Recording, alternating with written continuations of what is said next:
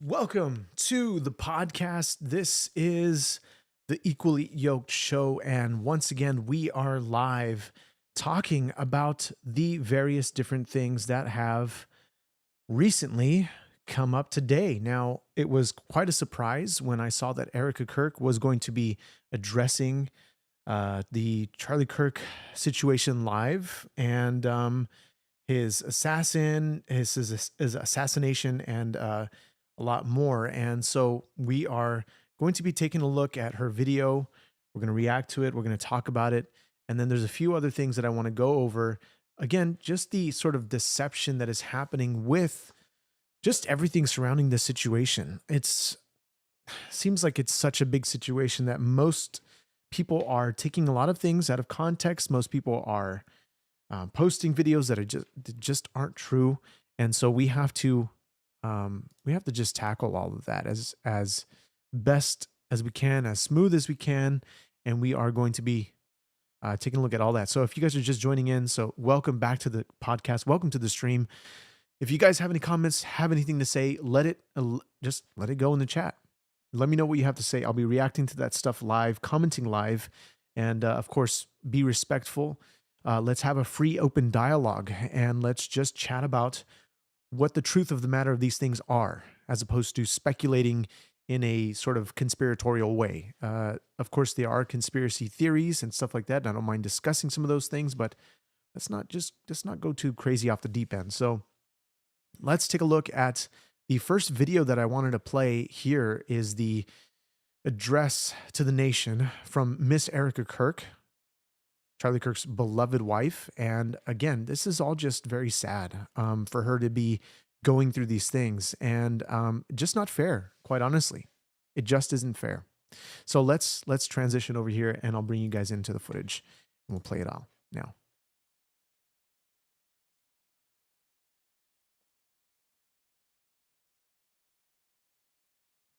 So as you guys are just joining in, welcome back to the podcast. What did I stumble across at this late hour? Dan, welcome to the podcast. We are going to be discussing some of the latest things coming out with Erika Kirk addressing everybody. And here she is. So let me bring you in here. You're not going to hear anything just yet. So let's talk about it. Artful, welcome to the stream. All right, let's talk about it. So as you can see already, if you guys haven't watched the Charlie Kirk podcast, the Charlie Kirk show, they went live today with basically the guys that he usually talks with on the Thought Crime Thursday. Say Kirk stays for always with us. Yeah, honestly, it's just so hard to believe that he's just gone. It really is, and I still can't believe it. It's somebody said in a tweet or an Instagram post that they're expecting somebody to commentate on this. They're expecting someone. They're expecting Charlie Kirk.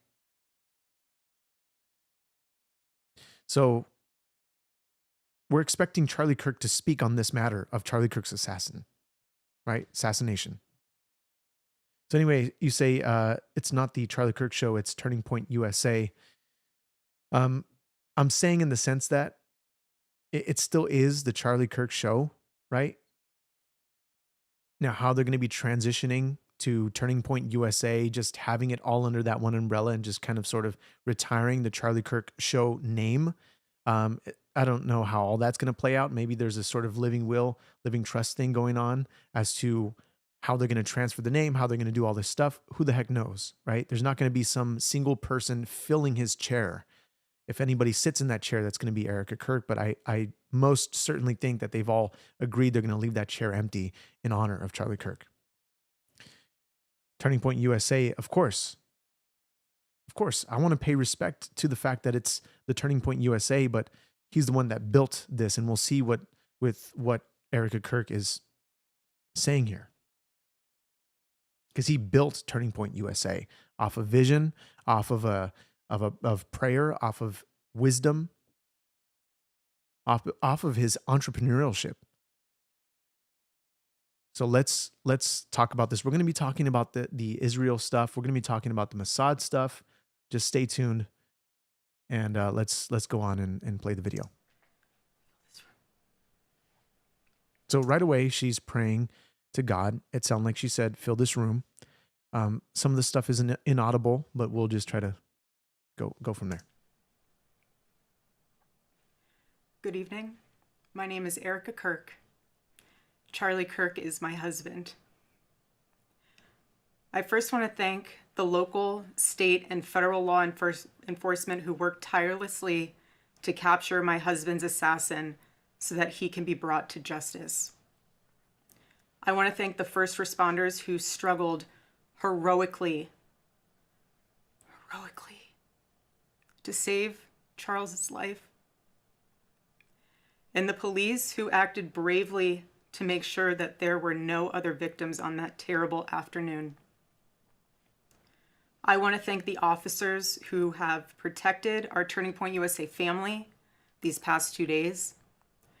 And I want to thank the Turning Point USA board, the COO, Justin Strife, and my husband's chief of staff, the amazing Mikey McCoy, for all their work in these terrible days to be the stability for our family and for the wider Turning Point USA family as well. My heart is with every one of my husband's employees who lost a friend and a mentor. I want to thank the staffers of his amazing Charlie Kirk show, who helped him broadcast from this studio, this chair. Every day he loved it. He loved what he did. I want to thank the millions of people who have shown their love for Charlie here in Phoenix, across America, and worldwide. I want to thank my husband's dear friend, Vice President Vance, and his phenomenal wife, Usha, for their love and support. You guys honored my husband so well, bringing him home. You both are tremendous. I want to thank President Trump and his incredible family for the same. Mr. President, my husband loved you. And he knew that you loved him too. He did. Your friendship was amazing. You supported him so well, as did he for you. 2 days ago, my husband, Charlie, went to see the face of his Savior and his God. Charlie always said that when he was gone, he wanted to be remembered for his courage and for his faith. And one of the final conversations that he had on this earth, my husband witnessed for his Lord and Savior, Jesus Christ. Now and for all eternity, he will stand at his Savior's side, wearing the glorious crown of a martyr. Charlie loved life. He loved his life. He loved America. He loved nature, which helped him always bring him closer to God. He loved the Chicago Cubs. And my goodness, did he love the Oregon Ducks. He'd want me to say go Ducks, so I have to since they play on Saturday. So go Ducks. But most of all, Charlie loved his children. And he loved me with all of his heart. And I knew that. Every day I knew that. He made sure I knew that every day. Every day he would ask me, how can I serve you better? How can I be a better husband? How can I be a better father? Every day. Every day. Such a good man. He still is a good man. He was the perfect father. He was the perfect husband. Charlie always believed that God's design for marriage and the family was absolutely amazing, and it is. It is, and it was the greatest joy of his life. And over, he would tell all these young people to come and find their future spouse, become wives and husbands and parents. And the reason why is because he wanted you all to experience what he had and still has. He wanted everyone to bring heaven into this earth through love and joy that comes from raising a family. It's beautiful. Charlie always said that if he ever ran for office, I know a lot of you asked if he ever was going to, but privately he told me if he ever did run for office that his top priority would be to revive the American family. That was his priority. One of Charlie's favorite Bible verses was Ephesians 5, verse 25. Husbands, love your wives as Christ loved the church and gave himself up for her. My husband laid down his life for me, for our nation, for our children. He showed the ultimate and true covenantal love. I will never, ever have the words to describe the loss that I feel in my heart. I honestly have no idea what any of this means. I know that God does, but I don't. But Charlie, baby, I know you do too. I know you do. So does our Lord. And our world is filled with evil. But our God, you guys, our God is so good. He's so incredibly good. And we know that for those who love God, all things work together for good, for those who are called according to his purpose. Already I have seen the worldwide outpouring of love for my husband. I've heard the testimonies from people my husband inspired to get married, to start families, to seek out a relationship with God. It's the most important one of all.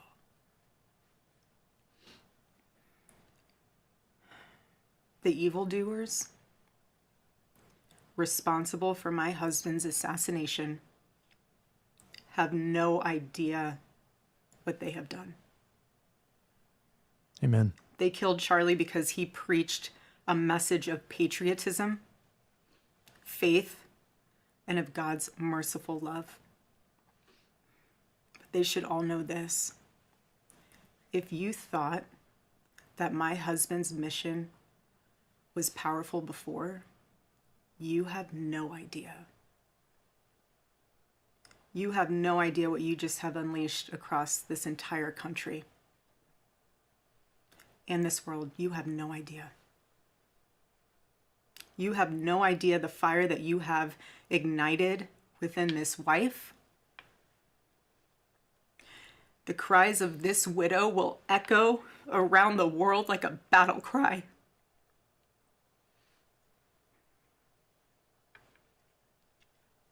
To everyone listening tonight across America, the movement my husband built will not die. It won't. I refuse to let that happen. It will not die. All of us will refuse to let that happen. No one will ever forget my husband's name, and I will make sure of it. It will become stronger, bolder, louder, and greater than ever. My husband's mission will not end, not even for a moment. And one of Charlie's greatest talents was his ability, this phenomenal ability to choose great people to follow him. He could always find the ones who could handle any setback. And it's almost like he knew. He could see it in you. Even when you couldn't see it in yourself, he just knew. He knew you could handle it. You thought you only had 5% left, and he knew you had 15. He knew you were ready to go that extra mile even when you didn't. He always challenged people around him to work harder and to be better. He never gave up. And I love knowing that one of his mottos was never surrender. So I want to tell you that we'll never surrender. We never will. Ever. I'm going to address some of the comments that I'm seeing come in. I'm writing them all down just so I have the sort of backlog of what I'm going to share afterwards, because there's a mixed bag of everything that everybody is saying here, right? Such as the hate, the whispering, fake tears, name shaming, calling him out for his looks, Israel supporter. Erika's a horrible speaker, just a political commentator. I'm writing these things down so that I can go back and look at your comments as opposed to scrolling back up. But otherwise, let's continue on here. What's going on? They'll continue. There will be even more tours in the years to come. America Fest here in Phoenix this December will go on. It will be greater than ever. The radio and podcast show that he was so proud of will go on. And in a world filled with chaos, doubt, and uncertainty, my husband's voice will remain. And it will ring out louder and more clearly than ever. And his wisdom will endure. My favorite too, but my husband's favorite word in the English language was earn. He would call all of you to be people of action who earn the future America deserves. So to all of the young people who felt inspired by my husband's faith and hard work, all of you already know what Charlie would want you to do. You know. You know. If you're in high school or if you're in college, go find your local Turning Point USA chapter. Join it. Stay involved. He wants you to make a difference. And you can. You can. The movement's not going anywhere, and it will only grow stronger when you join it. If there isn't a chapter, you can't find one, then start one. There is no excuse. You can start one. And as my husband used to say in this room, every single day, if you want to get involved, the best way you can do that is going to tpusa.com. That's what he would say every day from this chair. Every single day. I watched his show every day, and he would always say, if you want to get involved, go to tpusa.com. If you're a pastor, join our movement at TPUSA Faith. And if you're a parent, I highly recommend that you come to America Fest in December. Sign up right now for that, because we would love to see you. I would love to see you. Charlie would. He'll be there. He'll be there in spirit. Bring your kids, bring your family. But most important of all, if you aren't a member of a church, I beg you to join one. A Bible-believing church. Our battle is not simply a political one. Above all, it is spiritual. It is spiritual. The spiritual warfare is palpable. Charlie loved his Savior with all of his heart, and he wanted every one of you to know him too. He wanted everyone to know that if they confess the Lord Jesus Christ who rose from the dead, then they will be saved. Hear me when I say this, nobody is ever too young to know the gospel. Nobody. Nobody is ever too young to get involved with saving this beautiful country, this country my husband loved and still loves. And nobody is ever too old either. There's no age limit. I know my husband is still here. He's watching over us. I don't remember the last time I slept. I couldn't sleep last night. And Charlie, baby.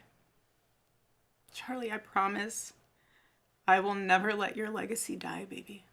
I won't. I promise I'll make Turning Point USA the biggest thing that this nation has ever seen. I promise. Oh, Charlie, I love you. I love you, baby. Rest in the arms of our Lord as he blankets you with the words I know your heart always strived to hear. Well done, my good and faithful servant.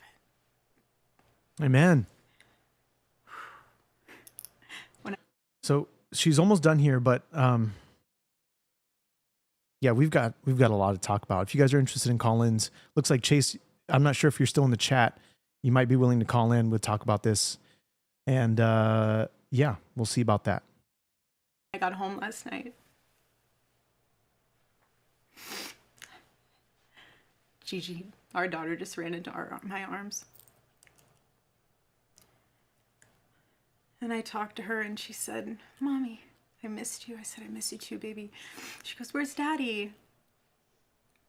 What do you tell a 3-year-old? She's 3.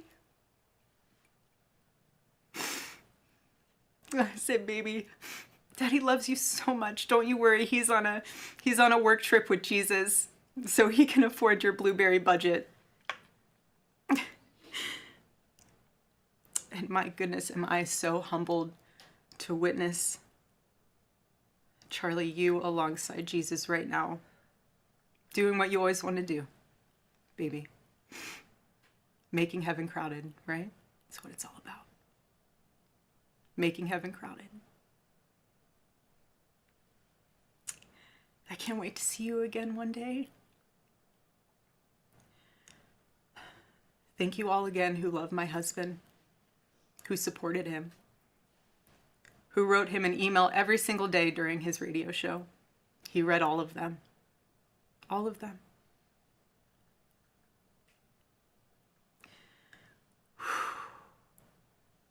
God bless you all. And may God bless America.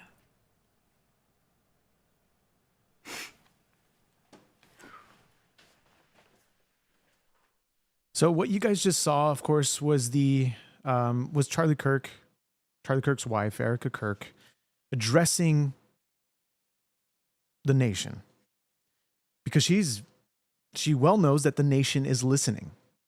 She knows that the nation is listening to the fact that things have been silent from her. Social media has been silent, right? She's usually posting devotionals. She's usually posting some sort of thing online. And so she was silent for the last couple of days.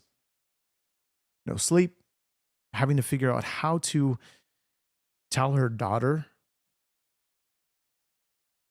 about her dad. And if you guys have ever watched his podcasts with his wife, that was one of the sort of things that they've done in the past with regards to their daughter, talking about her blueberry budget. And that's just like a sort of personal thing that they said with their daughter. So anyway, so I wanted to just go over some of the things that you guys so-called hate. And just to show you who Charlie Kirk was, right? In sort of his own words.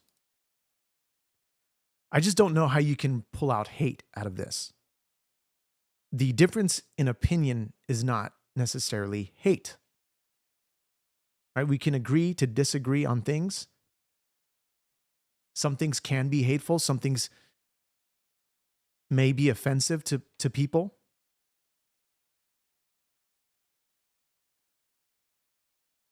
Anyway, let's look at this tweet from Charlie Kirk from 2020. It says, Jesus taught us, walked with us, ate with us, worked with us, debated with us, and then for doing nothing wrong, died for us. We didn't deserve it. We didn't earn it. We are all sinners. We are all broken, but we have salvation thanks to Jesus taking up the cross to save us. This summarizes the way that Charlie lived. He lived in this manner, knowing that Christ did this for us. all these stories that are coming up about Charlie Kirk are nothing but positive. Anybody who's met with him, anybody who's talked with him, even for a brief amount of time, this is who he was, very kind, very humble. Now, a lot of you are saying that she's a terrible speaker. Now, clearly, you guys haven't heard her speeches at the TPUSA events. This is something that I'm sure she wanted to write for herself, not her Turning Point team.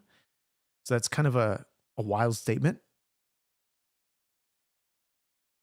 You say she's in a horrific place, and I feel bad for her, but that speech wasn't great. Can't blame her much, though. Yeah, again, I don't think she's going to.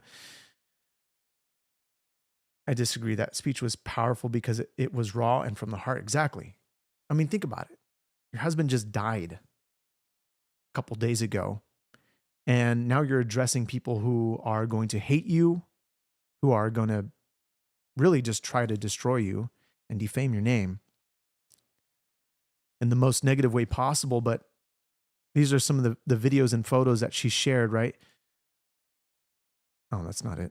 This is the post here. So they had an open casket for Charlie Kirk. Some videos of her showing her husband, right? I mean, the embalming, right? His hands are so yellow. He's got a bit of bruising on this hand here. Medal of Honor there. I mean, I can only imagine how terrible this is. Now, some of you guys, not you guys necessarily, but social media was talking about this guy here in this grayish shirt. They were saying that he was giving some kind of gesture by moving his arm or crossing his arms or whatever. Now, he was actually Charlie Kirk's bodyguard, and I met him personally. We went over some security detail at the church I used to work for, and very kind, very respectful. At that time, he was recently hired because they had fired the other guy. I can't remember the reason why. I don't know if I ever knew a reason why, but otherwise, he seemed very sweet, very passionate in doing what he was doing for Charlie. And this is some of the footage of him going on to Air Force Two, going back to Arizona. Initially, people are saying, here's the thing, people are saying that Charlie Kirk or their daughter was at the shooting, right? This is kind of going around and circulating. It doesn't seem to be the case because, as you see in the story that she had mentioned about coming back home to her daughter must have not been there. Her daughter would have known that something happened to her dad. And she's not seen with her kids at all here. Now, could she have traveled to Utah with her kids? Possibly, who knows? And somebody's taking care of them. But it seems to me that when they got back home, that's when her daughter asked about, where's daddy? And yes, comments are vile. They really are. Because it seems as though that none of you have any sort of sympathy for a widow, a now widow. And the fact that you guys are saying that she has fake tears, look, she's grieving. And the whispering and all that people are saying that is just like weird or whatever. I mean, what can you say in that sort of mode of trying to reflect on everything that has just happened? You're low on sleep. You've probably been crying for the last couple of days, hours. I mean, at every bend, you're being reminded of Charlie Kirk. She's probably seen the footage. Now, mind you, Turning Point has the footage because their cameras were recording the event. So they have probably the most high quality footage of it all, opposed to all the videos and phone footage that you're seeing. Their events were highly covered by their own team. They probably have a lot of stuff that are probably sent over to the investigations team. Now, I haven't seen any sort of medical examiner reports regarding how he died. People are saying he was wearing a vest and the bullet reflected. People are saying lots of other things, that it went through his chest cavity and came out through his neck, so on and so forth. People are saying that this isn't the actual guy. This is a fall guy. People are talking about the fact that this is that he previously debated somebody, and this is his assassin come back to destroy him and take him out. And so it's just funny, the name calling, the name shaming of Charlie Kirk, who's gone. I mean, he's not going to be hurt by it, nor was he even hurt by it then, when people would just go up to his face to debate. Well, they weren't even debating him. They were just calling him names. Now, Charlie Kirk, I can most certainly tell you by the hundreds of hours that I've watched and listened to him. I mean, possibly thousands over the last couple of years. He was an avid supporter of the sovereignty of Israel because of Genesis 12:3 and constantly commented on that. Now, was he approving of the Israeli government at every cost or at every bend? No. Was he very articulate in the ways that he questioned their motives or questioned the things that they were doing?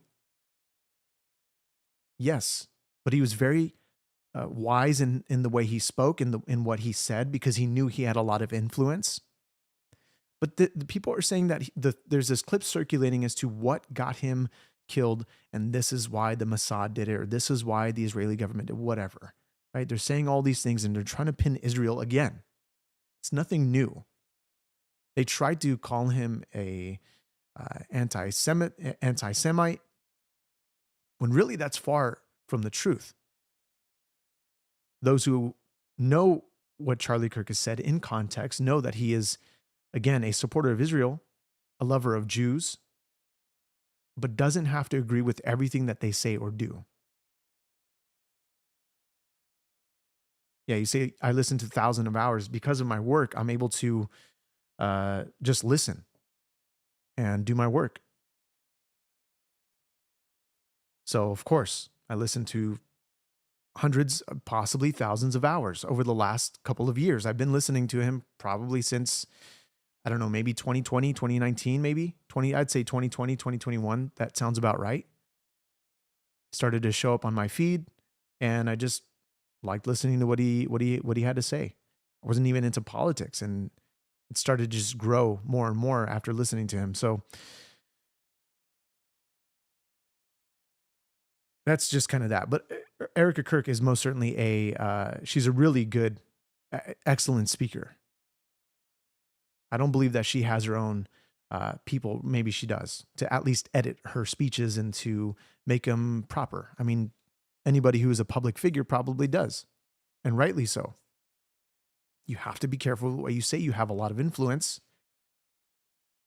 She does speaking quite often, especially for her Bible and 365 program application that she does. And the fact that some are saying that Charlie Kirk is just a political commentator, relax. This guy had an impact that everybody can see.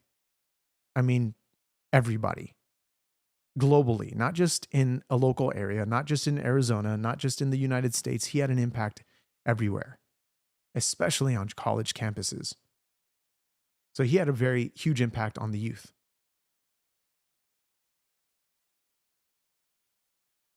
And so, I mean, really, he's not just a political commentator. This man died somebody who was assassinated and somebody who was a martyr.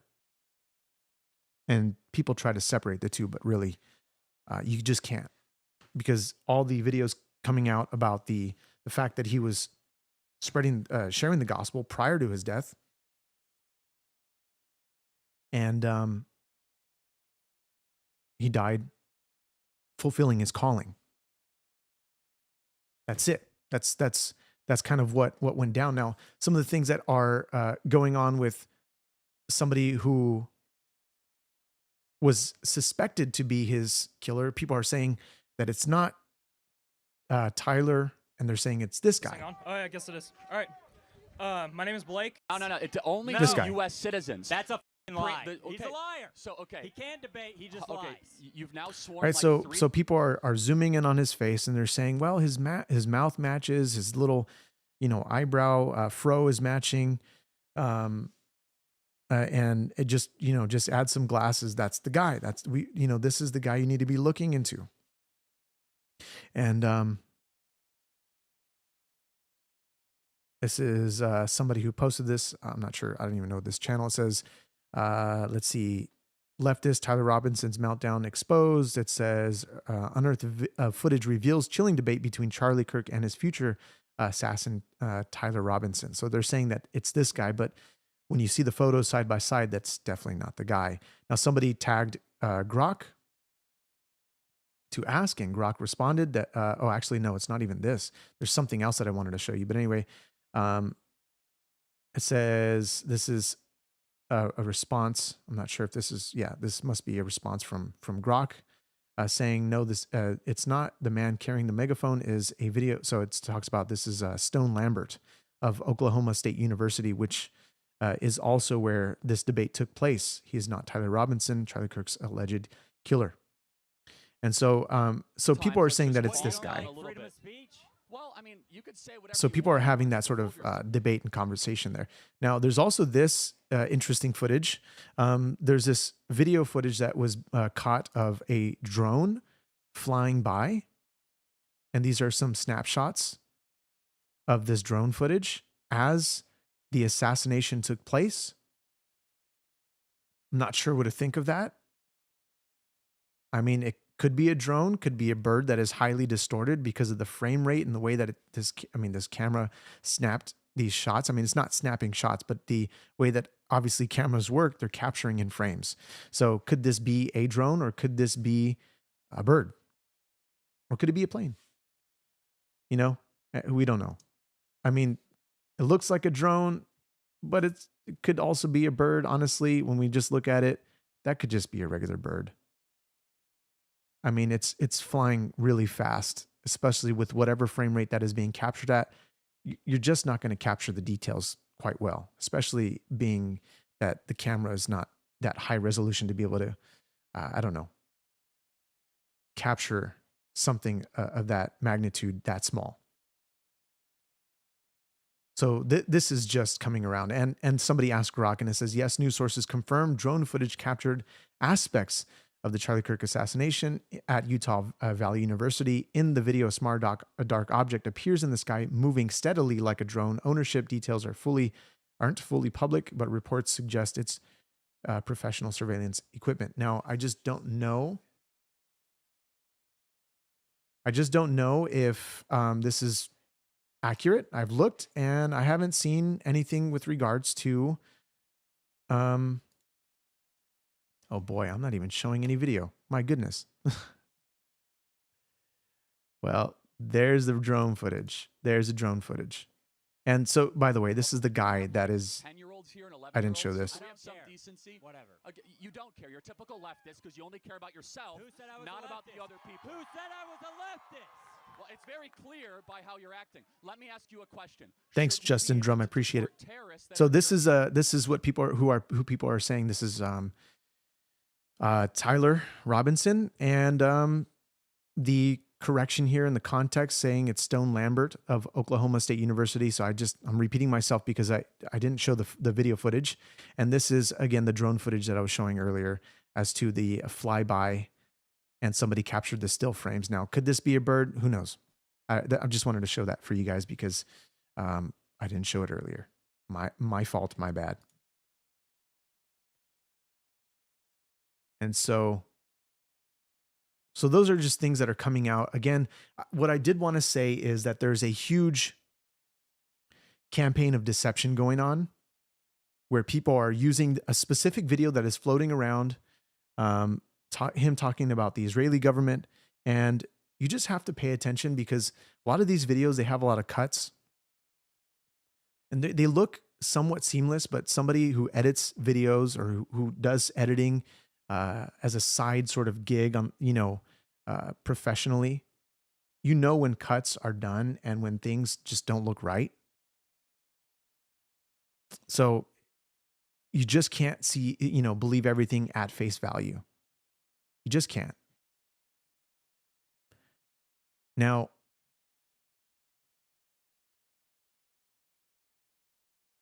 let me see if I can get this set up. I've never done this before on the Rodecaster here. I'm going to put out I can't put out a QR code image. That'd be great. But otherwise, I can't screen share that because it's on my Rodecaster. So let's see if you've got the ability to. I don't know how this is going to work. I've never done this to test this out. So do you condemn the president of the United States language stoking the flames and calling for violence in the wake of this?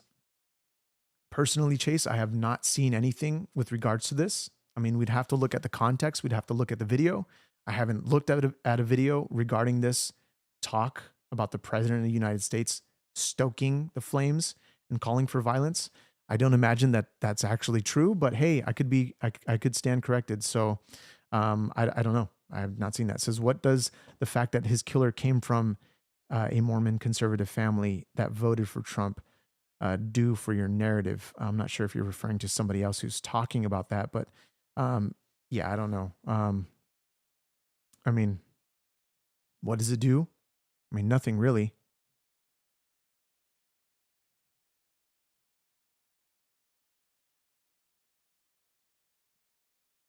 All right, so let's see here. Sounds like you're having. Sounds like you having done research. There's a little bit of. I think there's a couple typos in there. It sounds like I haven't done any research on that. Guys, I'm trying to stay up with as much as I can. I don't have eyes all over, and I don't have a team of people, so I'm just checking things as they come and what's on my feed. I also have a family, so. You say you haven't seen Trump's address. I mean, what address are we talking about? Are we talking about the fact that he gave him the honor, the Medal of Honor there? The what is the? Let me see. Let me see here. What is it called? Boy, posthumous Medal of Freedom.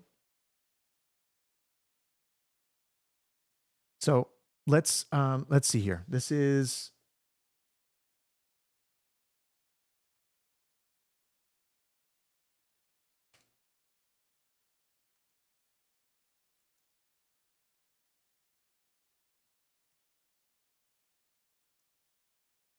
all right. I'm not sure how this is gonna work. Go for it. We'll bring you in and we'll see if the levels are good. This is not the way I was doing it prior. I was using Google Voice to have people call the number in, but it just lowered my voice and the caller's voice. This is done through the Roadcaster, but again, whether it's you're able to do it through your phone browser or through, let me see if I can pin these two messages.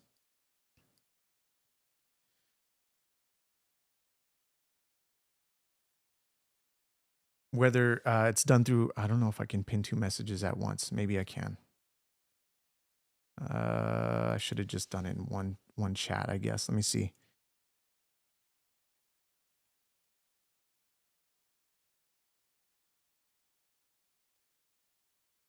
Let me look at that code again. Code BQ8 UKM. Oops.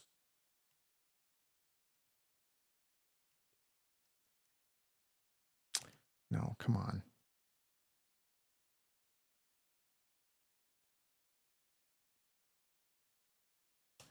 All right. So let's be respectful. Let's stay on topic. Let's feel free to call in. That's how you can call in. As of right now, that's how I know that you would call in to the Roadcaster. I would answer on the Roadcaster, and then we talk about the subject at hand and go from there. And again, be respectful. Do not curse. We are on a YouTube channel. I don't want to get this channel taken down by the offensive language or the bad language. I'm just trying to keep it clean here. And otherwise, just let's have a conversation. So that's that. But otherwise, there's all that information going down. Like I said, the fact of the matter is there's a lot of people taking his words out of context. They couldn't get him on some sort of allegation on anything, right? And otherwise, they're trying to take his words out of context. And really, I think the best thing that you could do if you want to understand if what he's saying is true and correct, because his words are now permanent, and what he said, since he is gone, it can't be changed. It can't be changed.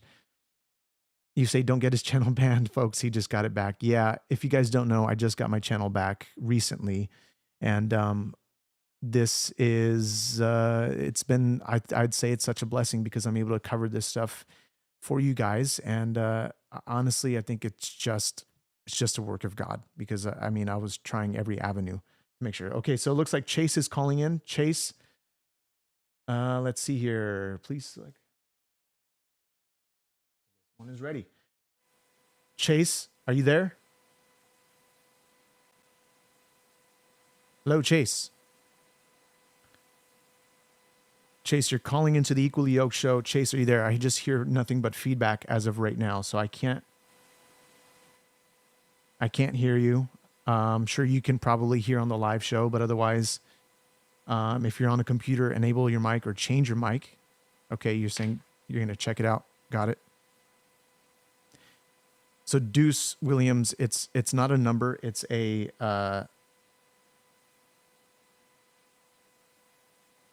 it's not a number. It's a code that you're gonna type into to a web browser or your phone. I don't know how this works out. They just released this feature brand new on the Rodecaster. It could still be a little funky. Again, I tried to do this with. I'm gonna mute you for now. Hold on. I'm just gonna put it low. Hopefully it doesn't sound nasty on the stream, but otherwise, I tried to do it with Google Voice, and ultimately, it was terrible. Nobody could hear it. The stream was terrible, and yeah, it was just bad. Let's go, Chase. Let's go, Chase. Let's go. Everybody's cheering you on, man. Let's go. Let's go, man. I don't know what's going on. I'm not sure. I don't think it's anything on my end. Let's see. Call me configuration. Let me see if there's anything that has to do with that. Let's see. On air, disconnect. Yeah, I mean, it says you're connected, but there's just empty feedback. That's all we're getting. I'm sure you guys can hear that on the stream. You hear that nasty stuff? Yeah, so you might be connecting another mic. Are you on the computer? Is that what's going on? Through that website, yeah, I mean, I don't know. You can probably just use your laptop mic. I mean, the cleaner the mic, the better that people can probably hear you. Yeah, it looks like you're on a laptop. You're connecting some kind of mic. All right. While Chase gets on to connect, here we go. Rode call me. Somebody else is calling me. I want to wait for Chase, but let's say I'm disconnecting and okay. I'm not sure if okay, call ended, Chase dismiss. All right. So somebody else is calling. Chase, looks like you're going to have to try again in a sec. Let's see here. Mic ready one. Hello, welcome to the Equally Yoked show. I can hear you. I can hear some feedback of myself. I'm disconnecting and okay. Who's speaking? Okay, call ended, Chase dismiss. All right. So somebody else is calling. I can hear myself. Looks like you're going to have to try again in a sec. Let's see here. Mic ready one. Hello, welcome to the Equally Yoked show. I can hear you. It's me calling. Deuce. I can hear some feedback of myself. Oh, that's probably me. Yeah, there you are. I can hear you. Who's speaking? This is Deuce. Yeah, man, I can hear you. Welcome to the show. Hey, how you doing, fam? Let me turn my phone off. Yeah. I was gonna say because I can hear the feedback, and I think. Sorry about that. You know, you're good. As long as people can hear you just well, I just want to make sure with the chat, everybody, if you guys can hear him well. I hear him, but it's real low. Okay, yeah, you're just gonna have to either, if you're on speaker or however you're doing it, try to get it off speaker. Maybe that'll help. But that's far. I turned my phone off. This app is kind of janky. It's not like Meet or whatever. It doesn't have like speakerphone or mute or anything. Like it's just like a web browser on the phone. Got it. Yeah. Again, this is my first time doing it, and I can hear myself. So, but otherwise, I hope it's not too bad for everybody that's listening. So, what's up, Deuce? What you want to talk about? What you want to say? I just want to talk about the Kirk situation, fam. Of course. I feel like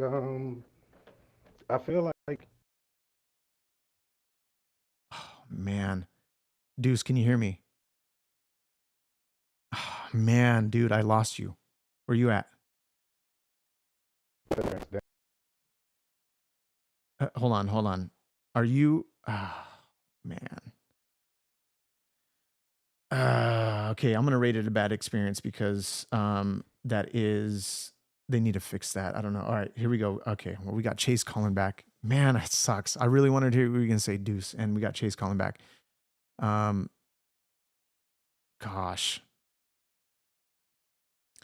All right. I'm gonna man. I don't know what to do here. All right. Chase. While Deuce gets that set up, please comment, Deuce. Let me know what was going on because you just completely dropped out. Chase, hold on one sec. I just want to address Deuce here. You dropped out. I couldn't hear you, and then it just stopped from there. And then you just before it disconnected, there was some feedback, and I'm sure the chat heard it. All right, Chase. Oh whoa! All right, we got. I think we got Chase on the line. Chase, is that you? Yes. Okay, so I hear a lot of feedback coming from you, but otherwise, it seems like we're all good on that sense. No feedback, we're all good, and I'm not sure if that's a fan or something going on. But yeah, otherwise, just cut it off. Yeah.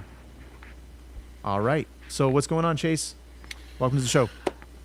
All right. So, what's your opinion on Charlie Kirk saying about the Paul Pelosi attacker that somebody should bail him out of jail, that they would be a midterm hero? Yes, actually saw your comments on that. I actually don't know. I haven't heard him speak on that subject. Hold on, I'll link it. Sure. Let me find it.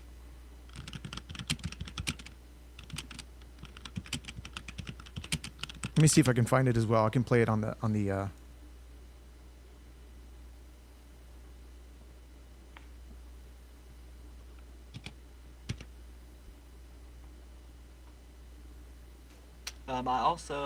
I linked earlier the video of Trump on Fox News today. After all this happened, before they caught the shooter, they asked him. They said they were trying so hard to get him to come out and say, "Oh yes, people shouldn't be violent. We shouldn't have, people on the right doing this." The Fox host, which is crazy enough, said, "Yes, we also have radicals on the right too. What do you think they should do?" And Trump says, quote, "I'm going to get in trouble for this, but I really don't care about the radicals on the right because they want good things. It's the radical leftists that are always the problem." And I'll link you that too. Yeah. What's your opinion on that? Yeah, so I mean, initially hearing that, you said this was on Fox that he said this, correct? Yes. All right, yeah. Let me see. I would like to see the video, and let me see if I can pull it up. Hold on, I'll link it. All right. It's at 29 minutes.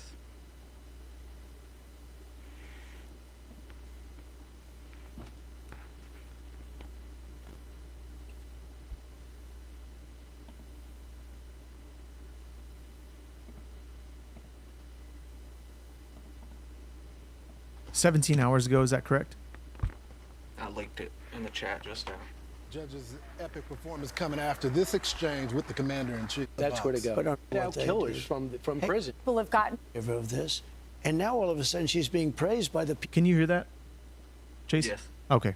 Yes. Let me play it. So we're at currently. Let's see. We'll fast forward a little bit here.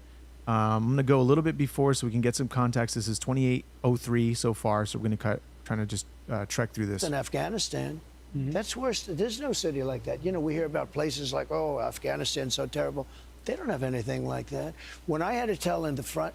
One sec. Let me bring it over so the chat can see it. So I need to move this to the screen real quick. One sec. Yeah, no worries. All right. So I can get mugged or killed. I mean, they're losing 6, 7, 8, 9 people every week, and 30 or 40 are being shot. That's worse than Afghanistan. That's worse. There's no city like that. We hear about places like, oh, Afghanistan's and everything this week. But they don't have people shot every week, et cetera, et cetera. So it's a different thing. We're doing great. We'd love to save Chicago.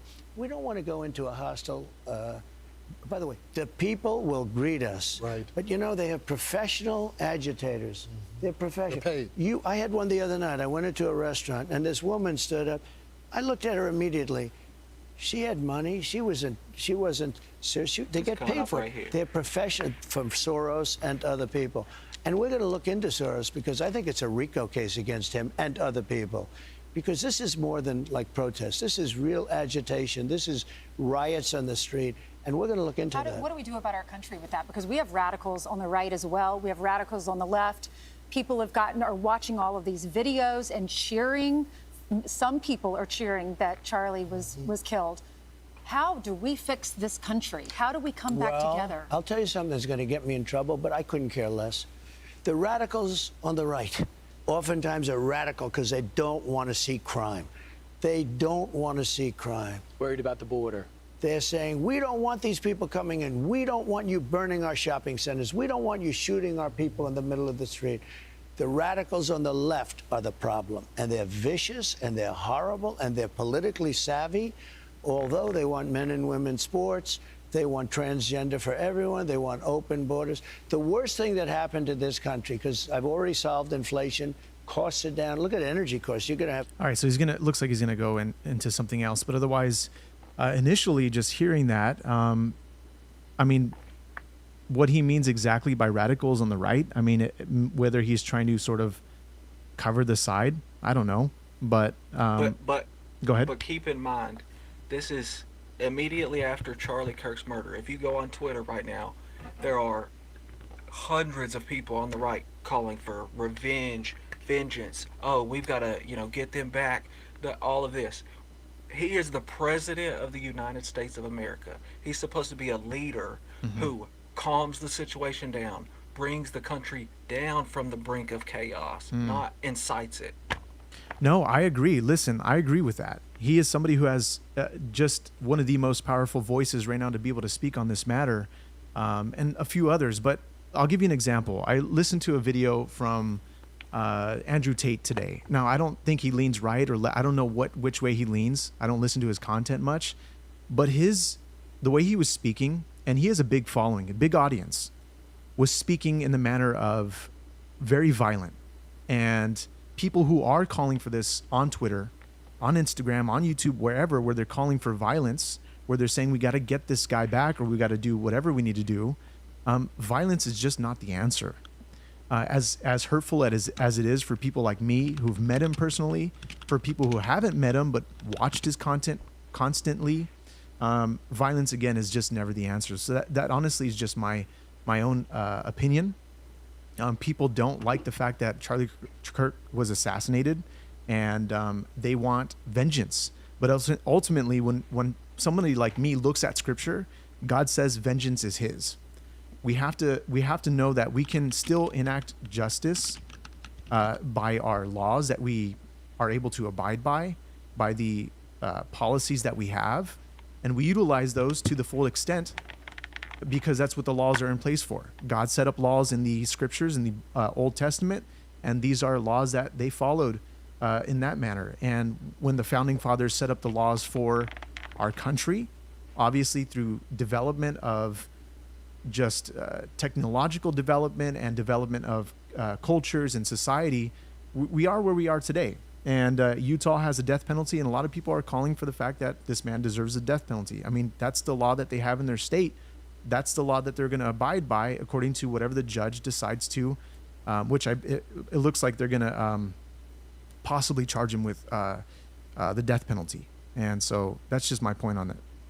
Did you see, I think it was Nancy Mace was calling for the death penalty.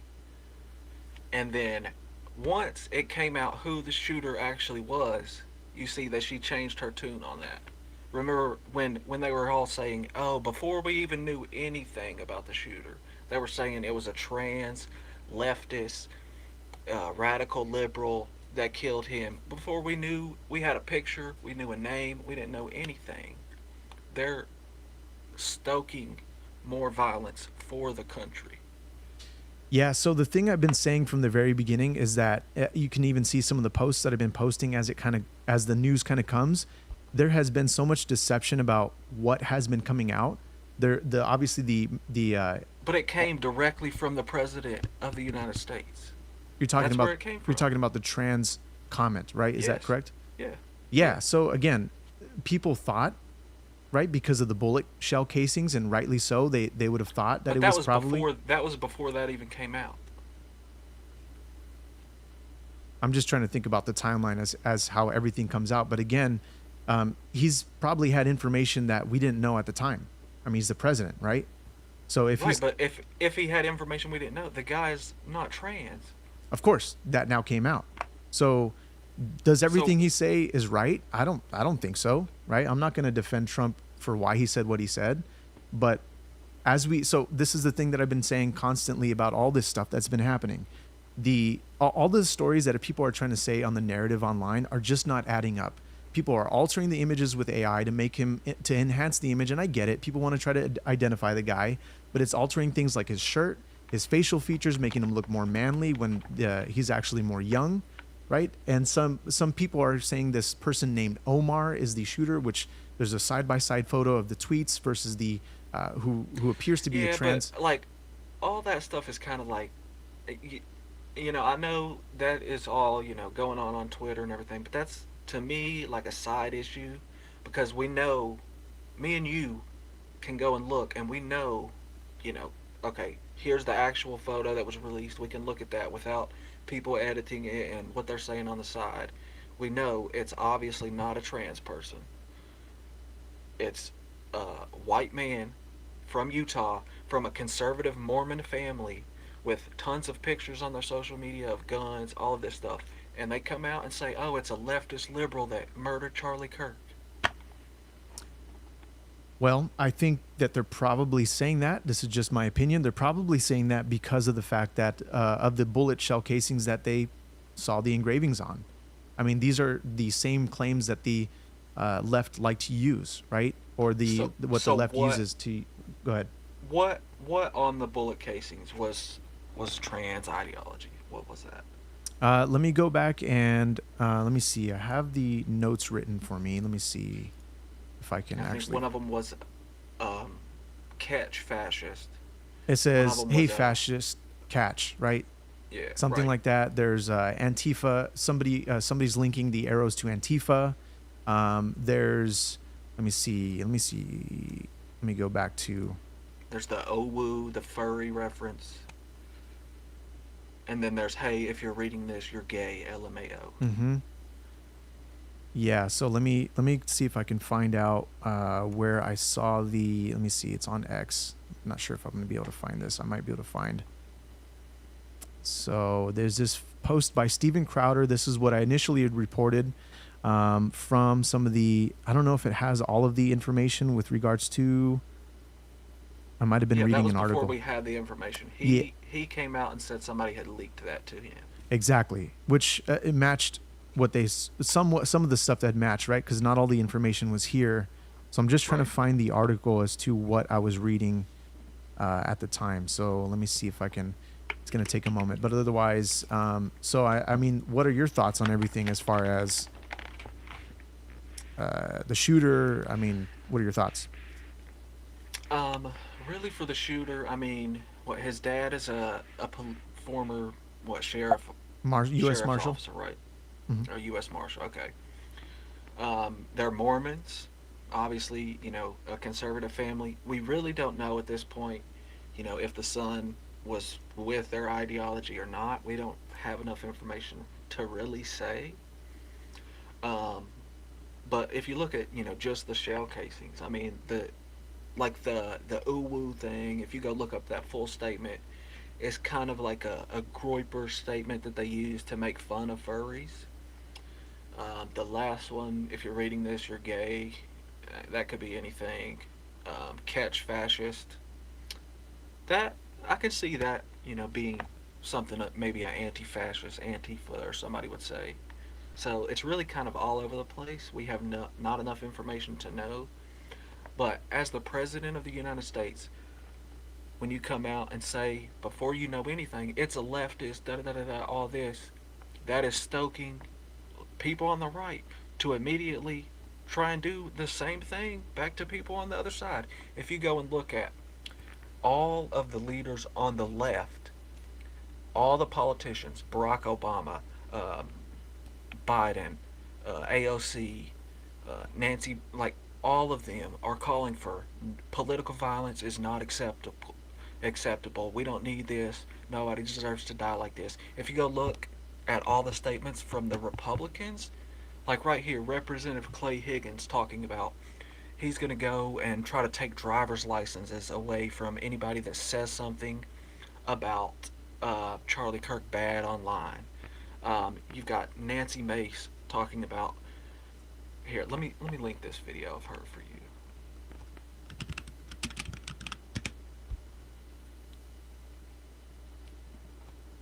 Yeah, so let me read some of the casings here. This is a report from Breitbart talking about some of the words, the chorus to Bella Ciao, famous Italian song that dates back to World War II. Yes, an Antifa song. Yeah, so it says popularized by the Italian partisans and communists who were against dictator Benito Mussolini. Bella Ciao means goodbye, beautiful. Then we have also some of the shell casings that said, notices bulge, OWO, what's this? Reference to homosexuality associated with furry fetishes or attraction to cartoon animals. So the notices bulge, oh, well, what is this? That is actually like, if you go look in some of the Groyper communities, that's something they use to make fun of furries. I don't honestly don't know much about that as far as that phrase there, but one of them again, hate fascist, catch, if you read this you're gay. We also don't know what the bullet that actually entered his neck said. I'm not sure if there's any information on that. I think they said the one that he shot, because it was on the casings, was the one that said, "Hey, fascist, catch," or something. If you go listen to the press conference. Yeah. One bullet was shot and had something on there.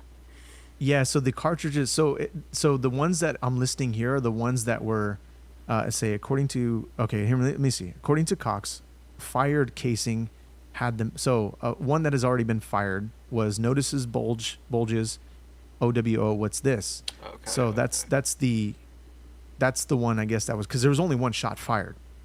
Right. And so otherwise the rest that were read were not fired. And so, yeah, so with the people calling for, the silencing of people, I'm just trying to think, it's like we live in a country and it's kind of, I guess, what would you call it? I don't know.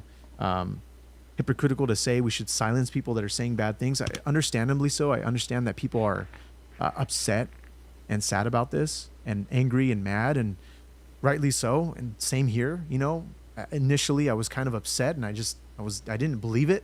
Right. But my instinct wasn't to be violent. My instinct was just to go and pray.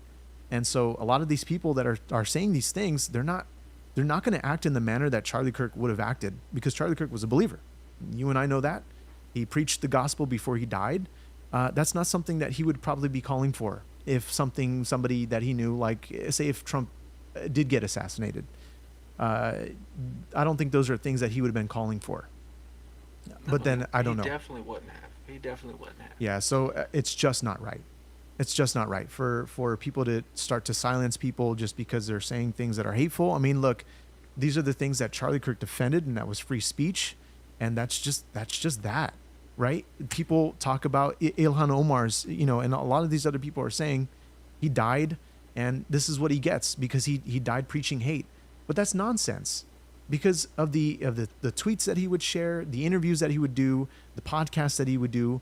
There was nothing but honest truth and just exuberating the love of God as much as he could. People have difference of opinions in that. They disagree. They say he spread hate, and it's just because. I mean, some of the things he said definitely. Like, what's your opinion on him saying the black pilot comment? What about that one? I forget, somebody was asking in the chat the other day about I think what he said was, I feel nervous around black pilots. Is that what it was? Because I don't know if they're qualified. He was saying it in reference to like DEI. Okay, and I have my answer. What I want to hear yours first. What do you think? I think that a black pilot can be just as qualified as a white pilot as any other pilot. Exactly. Now, But he doesn't. When Is you that hateful? No, because here, let me explain. When you listen to Charlie's context, when he's been talking about DEI, you can go through the list of podcasts where you've got the title or DEI in the title, where he comments on these things, and people like to clip him and twist his words, and they're doing that even more so now that he's dead. The thing is that in context, Charlie Kirk was always about the fact that that DEI was wrong because people were hiring based on color, not merit or quality, skills, or anything like that. That's how we should be. You can say that, but to say that you don't feel comfortable with your pilot if they're black because you think they were hired by DEI, he has no evidence of that. There's no there's nothing there. He's just saying that. No evidence of what exactly? That this person is not qualified? Right. Again, in context, when you look at the fact that, first of all, here's one of the arguments that he would say often, right? Maybe him, maybe somebody else that I've heard, but this just comes to mind.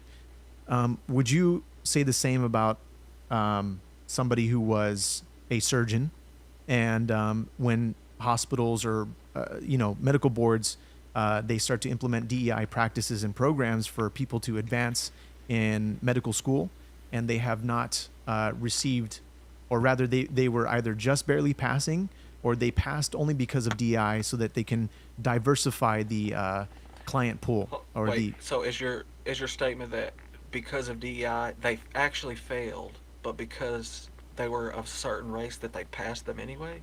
I don't know. It's possible. It's possible. I don't know. Charlie Kirk, if he had any information about that's kind of that's an extraordinary claim. Shouldn't you have evidence for something like that? Again, you would probably want to if he's saying something, he probably has evidence that it is so, right? Because he's got connections to this guy's a multi-millionaire flight miles or whatever it is, that how they I don't fly often, so with these programs that you get miles back, he was multi-millionaire. I think you've said it many times on the podcast. So he's probably got contacts within the business of air travel, and people that know him well, and probably contact him, and probably don't want their names shared if they share any of this type of information, because they would lose their jobs. I've said this on the podcast before, but otherwise you probably wouldn't. So if you're somebody who steps into a pilot position, and you excelled in your class, you excelled in the testing, and you came in, and now the company is starting to implement DEI practices and programs, and then you have either a co-pilot or the main captain coming in, and they start talking to you about the fact that they barely passed or they either barely passed or they failed, but they let them in anyway. And you would obviously be mad about that, because this person is either taking your spot, your job, when you could have had that flight, or now you're being moved because they want to put him in the captain's chair and you're on the co-pilot's chair, right? So of course somebody would, if in this scenario, I would be pretty upset. And if I didn't want to lose my job for the sake of being able to still feed my family, say things to somebody. If they had Charlie Kirk on the flight, they've got his contact, why not? Why wouldn't you want to share that so that people can, again, this is all hypothetical. Right, I don't know what information he would have gotten, but again, I like I've said, I've met Charlie Kirk personally. I've seen my pastor who I worked for. So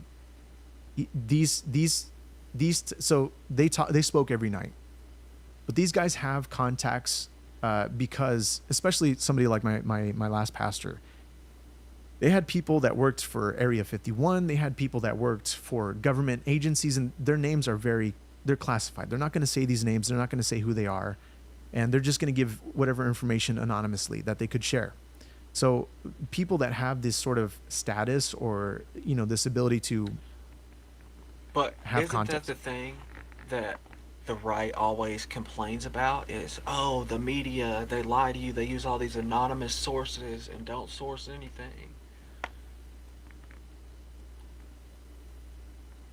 You're saying, I'm sorry, say that again about the complaint.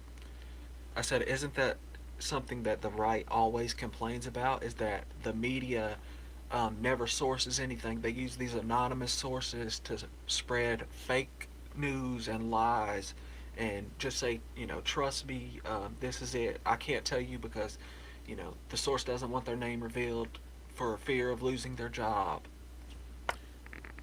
Well, speaking on this type of matter with either, I just put it out there because we're talking about Charlie Kirk. I don't know how often he's said that, where he's not given any type of resource. Usually what he does is he brings that person on the podcast to talk about some issues. Wasn't that the claim you just made, is that, oh, these people, their names are classified, they don't want to lose their job, or if you're a pilot, you don't want to lose your job because your company has DEI, that he would just come out and say that, but he probably had sources in the background? Maybe. Again, I was telling you a hypothetical situation about these pilots. Right. Whether he has said something in context, whether he has said, I know a pilot, whether he has said, I'd have to go back and find any time that he's spoken about pilots, anytime he's spoken about DEI, because gosh, man, I've listened to a lot of his podcasts, and a lot of them, there was a certain period of time where it was a lot of DEI conversation, especially, sure. I would say around the time when the whole airplane airlines were going down. Now, in that time, he was in contact with President Trump. As soon as he got into office, could President Trump have given him information? Possibly, right? Because they can see exactly why these people were hired. It's in the records. Even then, you can file a request, I believe, to find out this information if you really wanted to. There's a lot of things that you could file out for information to find specific things. I'm not sure if you can look at that for airline or for pilots. It's possible. Right. I don't know. So like when the crash happened in DC, and Trump came out hours later and said DEI was to blame before the FAA had done any investigation, before we knew anything. It's just like this situation when he came out and said leftists are to blame for killing Charlie Kirk. Mm-hmm. He comes out and says whatever fits his agenda is to blame with no evidence.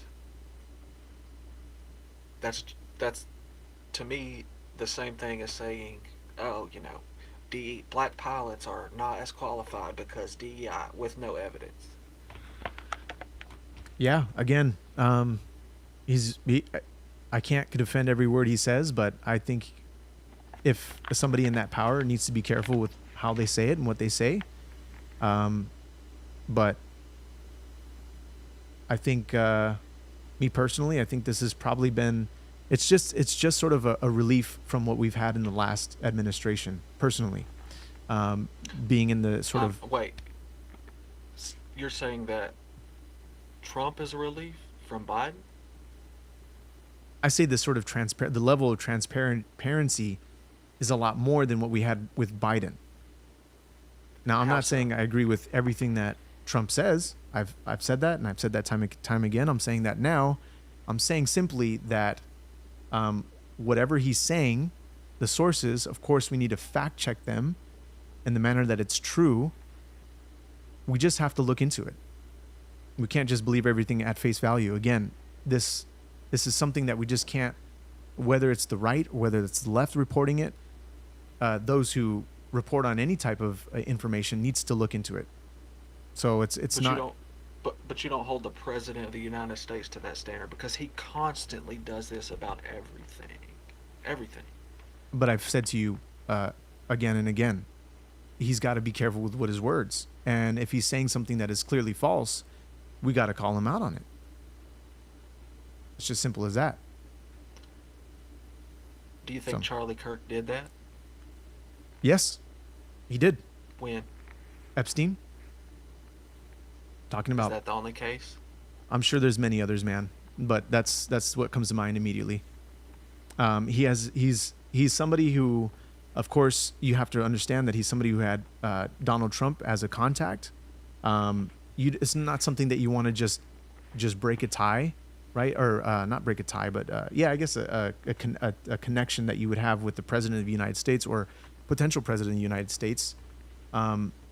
You would obviously want to speak with wisdom on that matter, because if you have somebody as a contact, such as the president of the United States, you don't want to just sever that relationship. I mean, that's just using wisdom.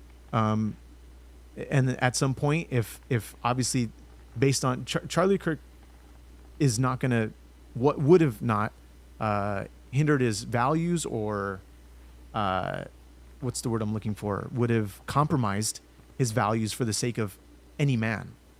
It's just not his character.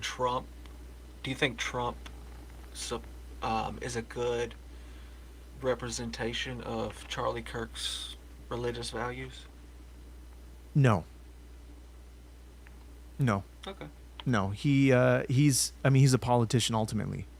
Some of the things that he said about trying to get to heaven, like he hopes he goes to heaven by certain things.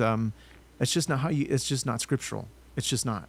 And so he's not going to live up to the standard that he says that maybe he's a Christian or that he believes in God or, thank you, God. We love you, God. The things that he's said before.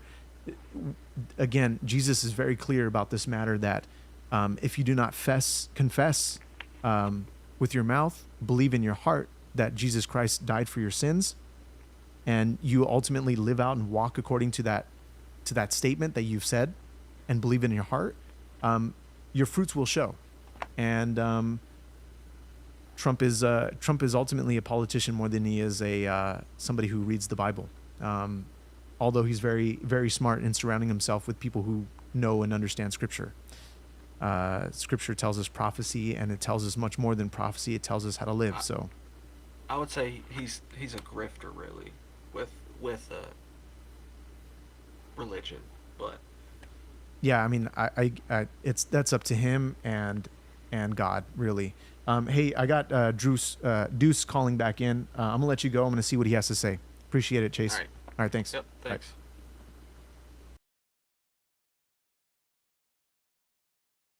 Hello. Welcome to the podcast. Is this Deuce again?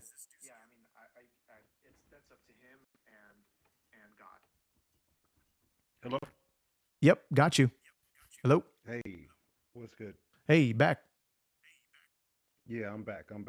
Good. Sorry about that. No, you're good, man. Thanks for connecting back. Appreciate it. Oh, no doubt. I must be behind on the stream because I'm still listening to y'all conversation. Yeah, I heard a little bit of delay. It sounds like you're kind of catched up at this moment. Yeah. All right. Okay. What was the last thing I guess you heard me say? You cut out like almost immediately, man. So from this point, I don't really remember. But Okay. I do know that you wanted to obviously talk about the Charlie Kirk situation, being that we wanted to stay on subject. So what is it that you wanted to mention about Charlie Kirk? Well, or I guess, related to that? especially after you actually answered a lot of the questions I had. Like you see, I guess Charlie Kirk as like a net positive, and everything he was doing was mostly positive, and I guess based on your not world views, but it almost seems more beyond political, just your religious views, right? Yes. Charlie Kirk was somebody who I would say produced good fruit, in the sense of Scripture. Now his calling wasn't necessarily to be a preacher or somebody who was an apologist or a theologian. However, he did like to study the Bible. That's some of the things that some of his people shared on his memorial podcast today or yesterday, being that we're at 1:00. They were saying that he loved to just learn about Scripture. He would invite people that were pastors or were theologians to either talk on his podcast, or privately he would say, just teach me. And they would be like, what do you mean? And yeah, just teach me. Like, let's spend the day, just talk to me about the Bible, talk to me about the Word. He surrounded himself with people like Dennis Prager, who as somebody who is not a Christian but admires Christians, and they talked about I scripture didn't a know he lot. wasn't a Christian. Like I always thought PragerU was like they give me a religious vibe. I really didn't know that. I mean, he considers himself a practicing Judaism. He So he's doesn't. like Jordan Peterson. He don't really claim his set. He just Mm, I like to. Well, I think he's kind of. Um, I guess that kind of makes sense though. He's not a Christian, so he don't have to worry about nobody putting a label on him, and then he has to be held to accountability. Um, Kind of like what you were saying with Trump. Like you can tell he's not a Christian. Like you can tell he says what he needs to say when he says it. But speaking of that though, did you actually vote for him? I did. Okay, okay. So So let me give you a context before you continue on. Hold your thought. Okay, so yes, sir. back in 2016, when he was first elected, I actually really hated Trump. I hated the things that he was standing for. Obviously, his speech was vulgar when he was caught on the hot mic. There was my my upbringing, me growing up and not really understanding politics or knowing about politics. I voted ever since I could, but I voted in the sense Mm, of how popularity, in the sense of what no, I sounded didn't. right, um, in the sort of views of LGBT back when it was just a couple of letters, in the views of same sex Really going for marriage. that. Yeah. All this stuff, right? That was me back in 2016. After I became a believer, I didn't really look into politics until after a little bit after COVID. And when I started to analyze the stuff that I was seeing, the stuff that we were going through, and really looking at me just starting to become a believer, that was in 2019. Mind you, I was at a church Mm, that was very, it was hyper charismatic, gospel, Pentecostal, uh, crazy bad church. I'll just say that much. But as I got deeper that into is the rough. word, I'm in the deep south, and I'm Southern Baptist boy. So you don't have to explain. I know every church ain't good church. I yeah, feel what you're saying. yeah, you just that's the hard thing. You just have to realize that you just have to go back and search the scriptures when it comes to whatever a pastor is preaching. Ultimately, that will tell you Mm, the truth because the Bible reveals itself. When you read things in its context, people like to talk about slavery, especially on this podcast. People like to go back to that and say the Bible condones slavery, but when you look at the context, it's not even talking about the fact that the slavery that we know of, which is chattel slavery, and when you people talk I mean, about, slavery to me, bro. Like I get where you're going with that, but when it come down to slavery is slavery. If you're telling somebody when to move, how to move, there's a reason why we don't use religion when it comes to the Constitution, because of things that you just said right there. If I think that I can control you and tell you what to do, um, yeah, that's what invokes like the Second Amendment. Like, not to, I hate to say that right now on the subject we talking on. Like, there's a reason why people don't want to be slaves. That there's never going to be a good slavery versus a bad slavery. And the Bible, I don't sit there and sugarcoat the Bible. The Bible is what it is. If people don't like what the Bible has to say, you have to just you have to own if you're going off the Bible. yeah, I understand you. So when we look at slavery in the context, which I've shared many times on this podcast, the slavery is with regards to people who are going into slavery to pay off debt. And Mm. there's many contexts to that, right? You just have to read through the scriptures verse by verse in order to understand why they had to. Um, Bruh, if somebody told you that you was a slave and you had to do anything they said to do, when to do it, because you bought a house, that's debt. Because you have a car, that's debt. You wouldn't go for that. Like that, I'm saying the Bible said what it said. And I don't even want to argue with you on this because we got to talk about the Charlie situation. But I think that anybody who really looks at the Bible and its word for word and actually looks at how things are said, they're going to come away with slavery being bad, and the Bible said, hey, this is how you do slavery. Like, if you're saying that the Bible says slavery is bad, I disagree. No, I'm saying that in the culture during the time, again, we'll move on to the subject so we can talk about Charlie, but just to comment on that, again, it's just to simplify it.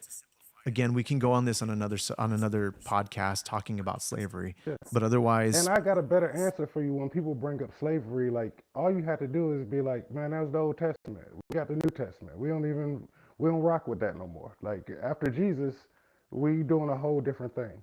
I don't even agree with the things that you believe necessarily. Like, I do understand religious or spirituality is like a good thing. I just have different views than you, but just for future purposes, bro, you don't rock with slavery because I don't know if you've been hearing everything that people have been saying, but there's been a lot of wild things being said. Slavery's starting to come back up, and civil war is starting to come back up, and these are things that I don't think, from what I know of you, I only know like an hour of what you are. I don't think that you are that type of person. no, when we're yeah, again, just I don't want to keep beating this same horse with slavery, but otherwise, I'm not somebody who condones slavery, but I know that the Bible, when it talks about culture and during that time and why it was even mentioned because the Israelites came out of slavery, and God is now Mm. trying to get them to undo the slavery that they were under and change it. Okay. Obviously, ultimately, when we come to the New Testament, Jesus talks about slavery in the sense Yeah. that And the even reason why I'm saying what I'm saying about the Old Testament is slavery wasn't the worst thing in the Old Testament. Like, you got to get over, like, God telling people, hey, go wipe these people out, men, women, and children. There's a lot of dark stuff in the Old Testament that in the New Testament it was like, I gave you a new covenant. This is how we do things now. If you accept me as your Lord and Savior, that's what, you know what I'm saying? Like, they weren't doing sacrifices and everything after the New Testament. So again, I don't want to argue. Like, I thought I was on the channel for Charlie. Like, I just wanted to get that off my chest. yeah, And well, I guess so. The reason why we got into that conversation is because of Charlie's beliefs. People are saying that Charlie Kirk was just somebody who was just assassinated for his political views, but in reality, he was assassinated, yes, for his political views, but he was also a martyr because of his faith. This is you something know that who else said that? who said that? Nick Fuentes. You know who he is? Yeah, somebody who doesn't like Israel that I know. Fair. But Yes. you know what he said a week ago? What did he say prior? I don't listen to Nick Oh, Fuentes at all. I'm glad you don't, bruh. I don't want to listen to these things, but I kind of have my ear to the ground and kind of doing the same thing you're doing. Yeah. So a week ago, he said, your boy wasn't a Christian. He was a Christian. You can look this up. I mean, not a week ago, it was a month ago. Hmm. August, September, we're in September, yeah, a month ago. He said your boy wasn't a Christian. They were like beefing back and forth. And that's why when I say the, well, not when I say, the dude who was on here before, when he was bringing up, hey, did you know that this guy was a Republican? Did you know he was Mormon, or like his people were? Like, these are facts that I would want you to research before you start like giving an opinion to other people on this particular situation. Because you can love somebody, and Lord knows I don't judge anybody for whoever brings them comfort in their life. Like, I got family who hasn't canceled R. Kelly yet, still listen to his music. I don't judge people on, like, okay, but I would want you to know who R. Kelly is. Like, I would want you to know, hey, the music might sound good, but this is not maybe the person that you thought he was. And you seem to think that he was always, I get the vibe from you that you, of what you think Charlie Kirk is. And I didn't get that vibe from Charlie Kirk. Did you listen to Charlie Kirk regularly More than I wanted to. when you More than I wanted to? wanted to. I said more than I would have ever have needed to listen to him. But I watch debates, so more so when I'm watching him like on a technical level. He, he was he was good at what he did on a level when it came to like that hey prove me wrong. But when he got into real debates with like people who like scholars and people who actually debated, he wasn't good at that part of it to me. But his message, I picked up what he was putting down. Like it was no, it was hard for him to hide what the underlying message of everything he was saying to me. Yeah, from his debates, they're completely different from his podcasts that he would do every day, which were 3 hours long. And Not that far. the podcasts that I would listen to on the Apple podcast, they post in 30-minute segments. So I would just go Yeah, on and on and on for 10 hours a day, right? And yeah. always up on the latest podcast up until recently. So otherwise, Mhm. his level of clarity, his level of thinking, all of this leading up to his death. He, again, I've been listening to him for years, and Yeah. you can kind of understand who he is and his sort of mentality, where he's sort of at, I guess, with some of these issues. And they come up. I've seen them come up, and I've heard them come up uh, often because people, they go back to the same things, right? They go back to the things like abortion, they go back to the things like slavery, and his answer was typically always the same. And there was a point that I was going to I say, I just don't doubt completely his slipped my mind. answer was the same, but I think sometimes when I hear words and when you hear words, we hear different words. So, like for instance, you said DEI earlier, Hmm. and like there's a few words in the zeitgeist right now where, like growing up in different environments is going to have you understand things differently. So, DEI, woke, um, there's some other ones, but it's just like words where when these words are invoked, there are a lot of people who use them where they know the real meaning and they pretend like they don't and they use it in a bad way. So the anecdote you used earlier when you were like Charlie Kirk and the pilot, Charlie Kirk wasn't a pilot. There was no need for him to say that. Like that was just straight hate. There's no way around it. And then you said, well, if there's a surgeon, wouldn't you want the best surgeon to be in there? There's a process in place to make sure these people are qualified. Like if you see a whole bunch of black pilots crashing planes, then you would say, hey, I don't want a black pilot. I'd be the first to say, if I see a whole bunch of black pilots crashing planes, I'm not going to feel comfortable with it. That's not what they're saying, though. They're looking at no evidence. They're just saying something that is provocative, something that the not you, but there's a portion of the audience that does want to hear these things and it makes them feel good and superior. I understand. I think when it comes to his point of view, was DEI isn't just about black and white or just solely black. It was really about any type of color, whether it's prioritizing white, whether it was prioritizing black or Asians or whoever, Mexicans. It just that's just the DEI program. That's the DEI No, that my that's not what company DEI is. practices. That's what I mean. When I say DEI and you say it, we're talking about two different things. Did you ever actually look up what DEI was like as far as how the government was implementing it? So here's okay. Let me ask you. In Are you talking about in the sense of what it the actual acronym is, diversity, equity, No. and inclusion, or what are you referencing here? No, I mean like I thought DI was one thing when it came to like color and like women, but DI was basically encompassing uh, not discriminating based on race, religion, uh, um, disabilities, or veteran status.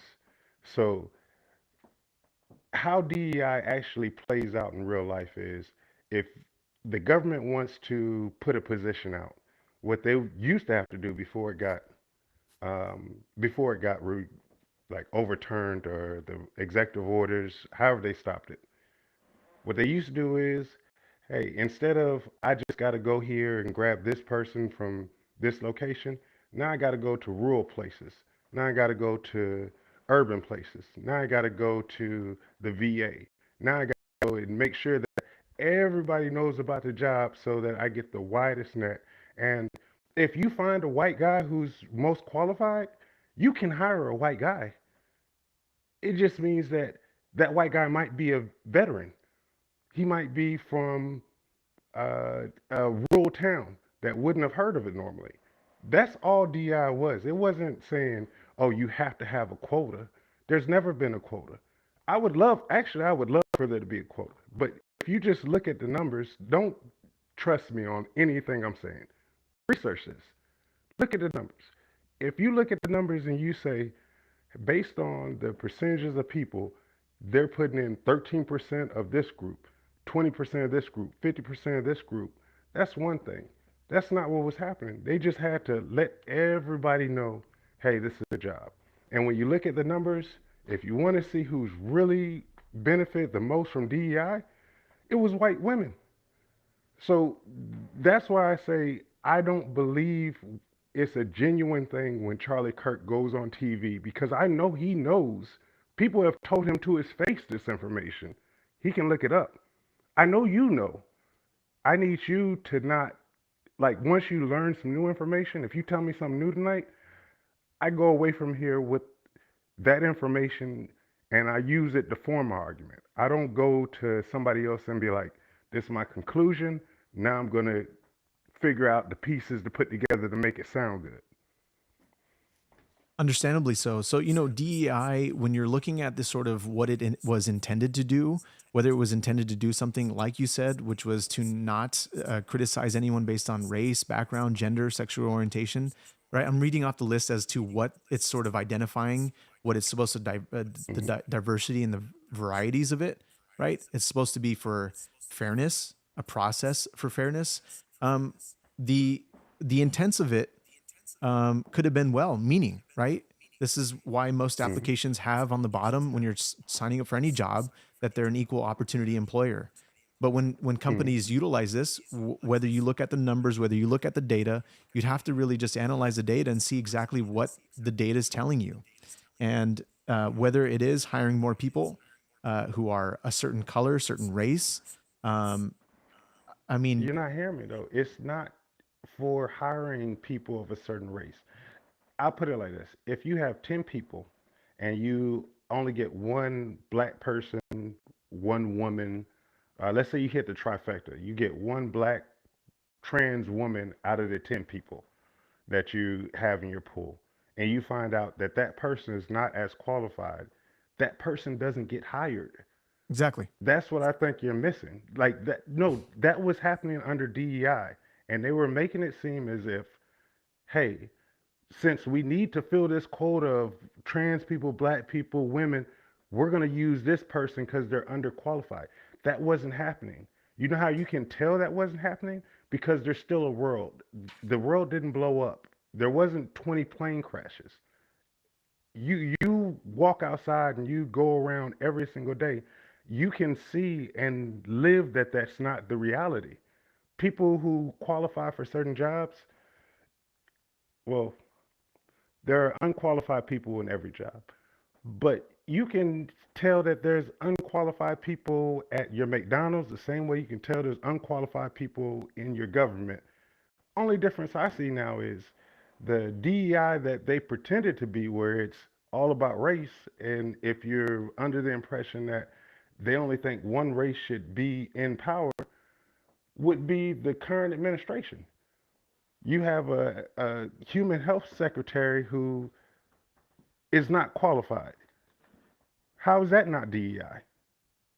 No medical background, just a name. Kennedy is a name, it's not a doctor. Got it. Yeah, I can't speak to his qualifications. I know a lot of people have been saying stuff like him, stuff like FBI directors, Cash Patel, Cash Dan Patel, yeah, Bongino, so on and so and forth. Bongino, yeah, Yeah. yeah. So The transparency people who said beforehand, hey, everything's in those Epstein files, and the FBI has the black book, and then afterwards, all of a sudden, hey, nothing fishy is going on. There's just nothing to be seen here. We're gonna release everything. mhm. Come on, bro. Like that. That to me, I'm not even a conspiracy person. Yep. They make it hard for me not to be though when they do things like that. Yeah. Because So all of y'all were saying this.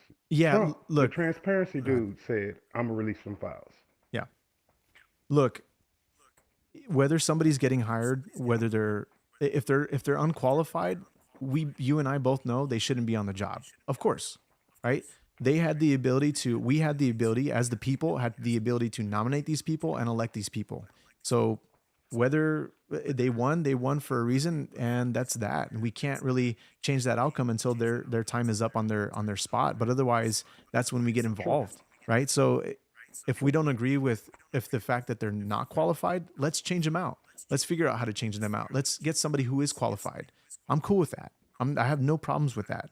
When it comes to like No, the hiring aspect, I feel that from you. I get that from you. I just think that like when you're given the opinion on DEI, mhm, that's that's an opinion coming from a place of I heard X, Y, and Z say it, and I'm repeating what they're saying instead of just looking it up. And the only thing yeah, I ask you is just out of love is just look it up, bro. Like this is not even like hidden information. Like everything I'm saying to you, you can verify before the end of the night, but you can verify on government websites.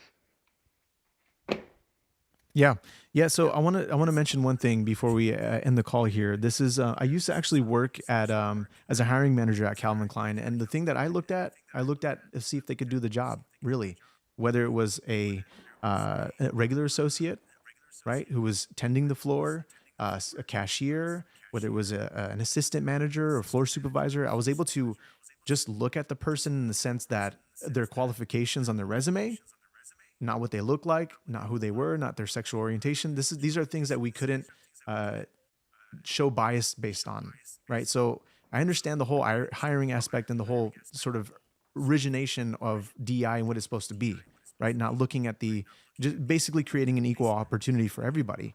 And when I look at a Mm. situation like that was blowing up recently about Starbucks, how the new Starbucks CEO that came in and stepped into place and said, "All right, look, we're going to change the policy uh, on your clothes," right? And the whole situation blew up because of a lot of trans workers that work there. And I wouldn't say trans workers, but people that are either LGBTQ or whatever, because they sort of identify with the colored hair, right? We see them. You can walk into any Starbucks, you could see at least one, right? Mm. They either whether they give off the vibe, whether they say it out loud because they got pronouns. These are No, the I things know. that I are know sort you were of saying you got the radar. I did. yeah. I mean, yeah. People call it the gaydar. They used to call it the gaydar back in the day, right? So otherwise, Hmm.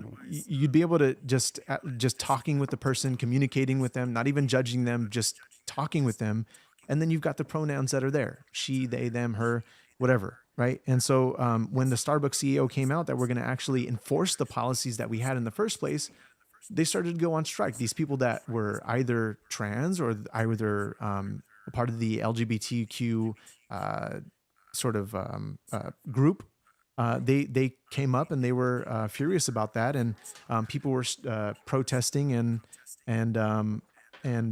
standing against the CEO and his actions. But this is a CEO who was. I don't know if this is the CEO that I'm talking about. He was the one that is very sought out because he was a CEO of some other companies that were really successful. Now, otherwise, I guess we'll just see what that story develops into with Starbucks because they've been losing a tremendous amount of money.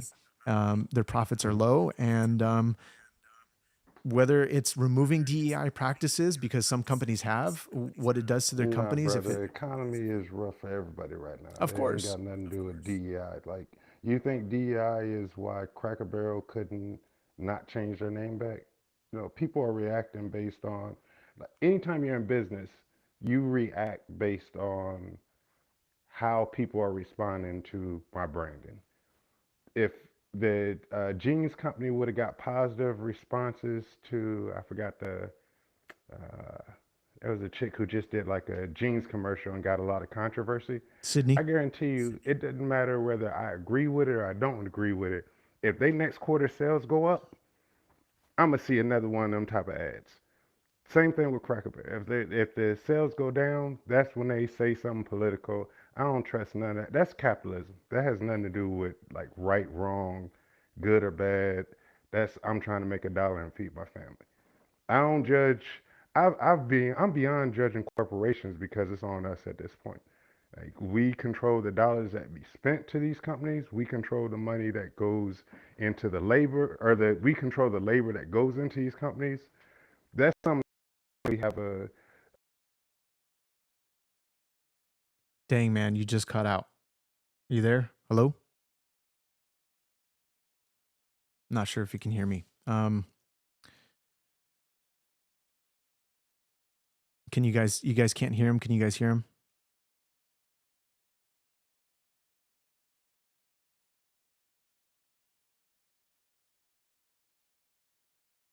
You know what? Yeah, let me see if you're still on the call. I think you should be.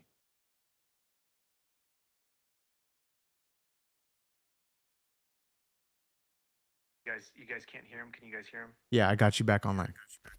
Okay. All right. What did I cut off on? Gosh. You were talking about the I'm long-winded. I'm sorry. man. I went on to rant on capitalism. Basically, what I was saying was, I don't care about companies and how they handle like political things.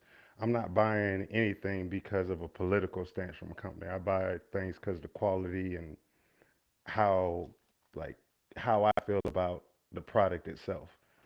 Um, but what I was gonna say is, I got two questions I wanted to ask you just real quick. What's your thoughts on empathy? My thoughts on empathy.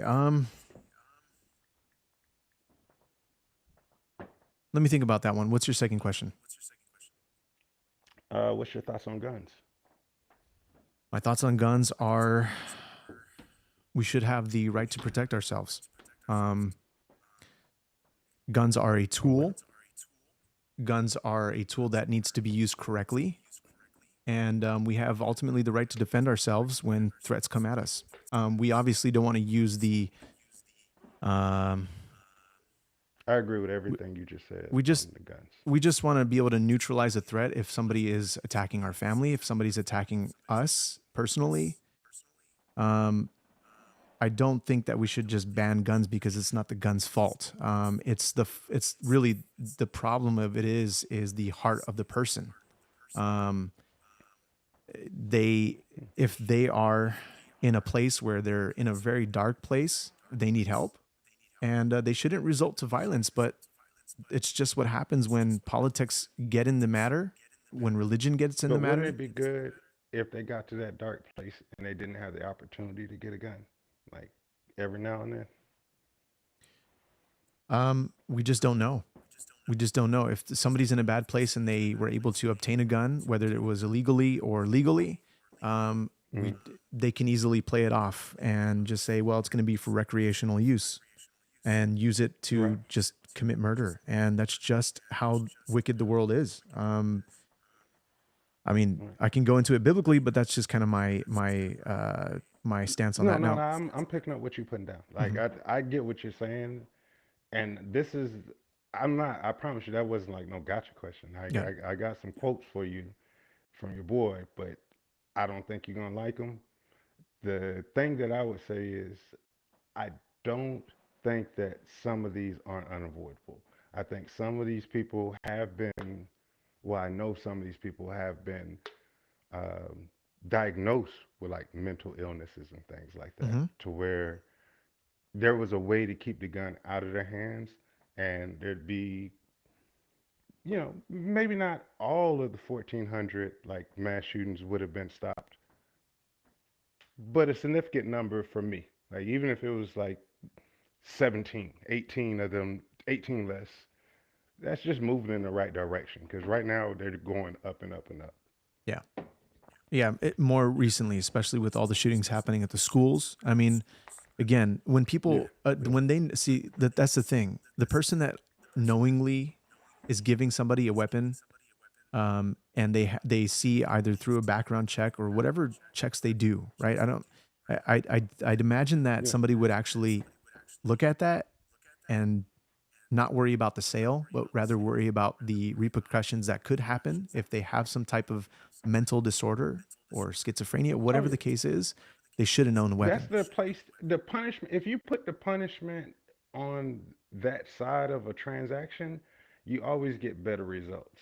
Like if you were to put the punishment on, hey, if you sold a gun to somebody who failed a background check, it's gonna fall on you.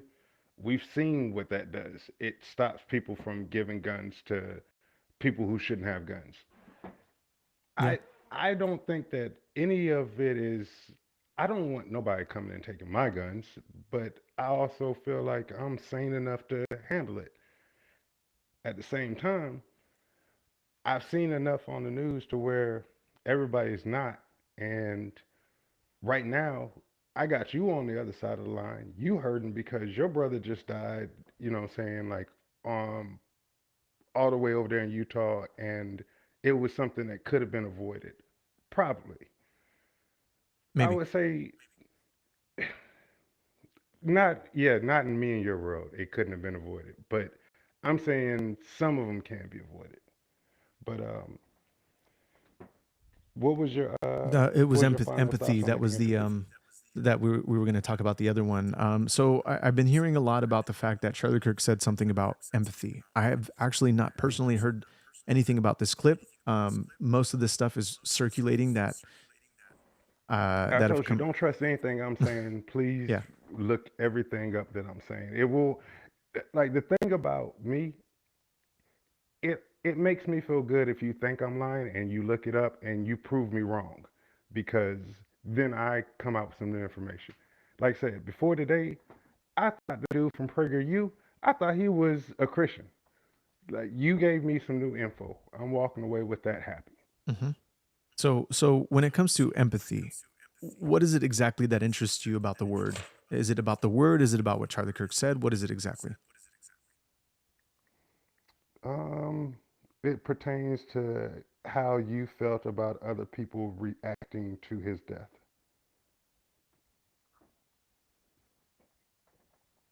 Man, um, when people lack this sort of empathy, um, to get on the level of,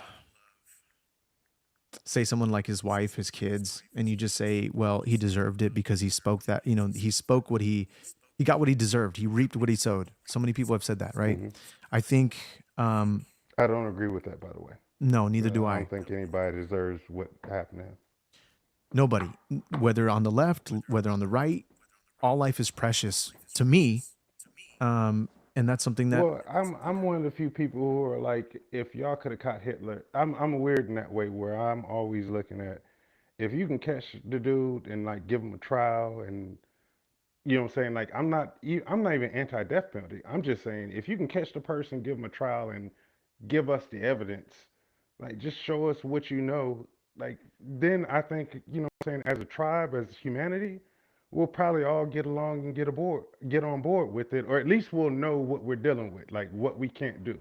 I think anytime you just taking somebody's life randomly like that, you're making society a worse place from the standpoint of the next person kind of sees this and they're like, oh, I can get me some clout, especially in this era. I can get me, uh, and I may not even believe in what I'm doing in this era. I just doing it so I can get me some attention. I don't like that part. yeah. Um, I mean, honestly, we've seen a lot of, we've seen how the internet reacts. People are hiding behind keyboards. They're hiding behind fake social media accounts, and Hmm. they are not going to share this stuff probably in public. Maybe they will. I mean, who knows? A lot of people aren't really that bold to be able to say things like that, I but some think people it are. depends on where you at. Maybe it's some people Like are. there'll Some be people. some places that are, bruh, you saw the video of them on campus, so Mhm. like don't tell me you don't think people are gonna say this in person when you seen somebody with a megaphone saying it in person. Like there are people saying crazy things in person all the time nowadays. We've gotten away from a fist fight culture, and since there's so many guns, I think that you kind of can get away with a lot more until you can't get away with anything. But hey, I've heard some things in person before where I've let it go because I'm always assuming the next person has a gun on them. And is this worth my life? Is this worth a trial? Is this worth, they didn't put their hands on me, so I just keep it moving. Yeah. Yeah. I mean, look, um, I've me personally, I've witnessed it in this chat. They're keyboard warriors, people that don't have, whether they say it in person or not. There is a sort of culture that we sort of abide by in the sense where there's just things that we don't do in public and things that we do hiding on the screen. And if they're the same person in real in off the screen, then they're being most certainly consistent Most with of who them, they are, right? most of And them ain't. Like I think the things that you're hearing in chat are coming from a place of frustration, but most people wouldn't say that in person for fear of like they just need to go ahead and pay rent next month, and it's gonna be bad if I lose my job over saying this thing out here. I think that's the bare minimum our society has right now, and we got to step it up.